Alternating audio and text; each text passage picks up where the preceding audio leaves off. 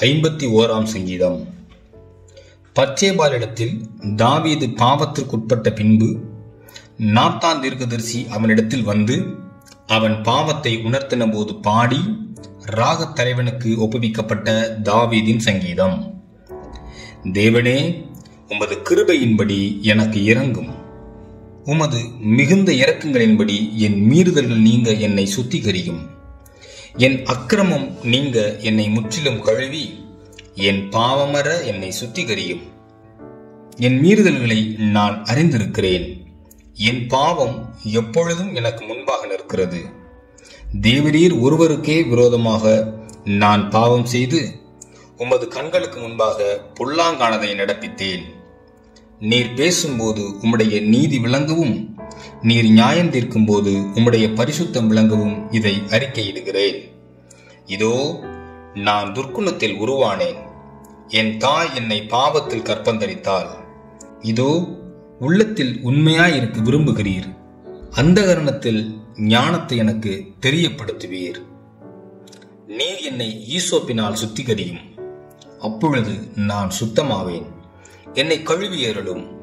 அப்பொழுது நான் உறைந்த மழையிலும் வெண்மையாவேன்.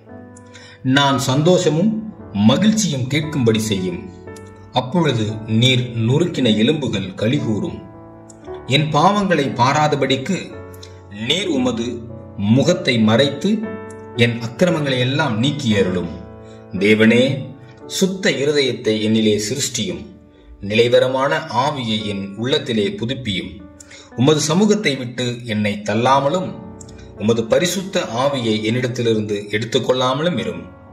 உமது இரட்சணியத்தின் சந்தோஷத்தை திரும்பவும் எனக்கு தந்து உற்சாகமான ஆவி என்னை தாங்கும்படி செய்யும். அப்பொழுது பாதகருக்கு உமது வழிகளை உபதேசிப்பேன். பாவிகள் உம்மிடத்தில் மனம் திரும்புவார்கள்.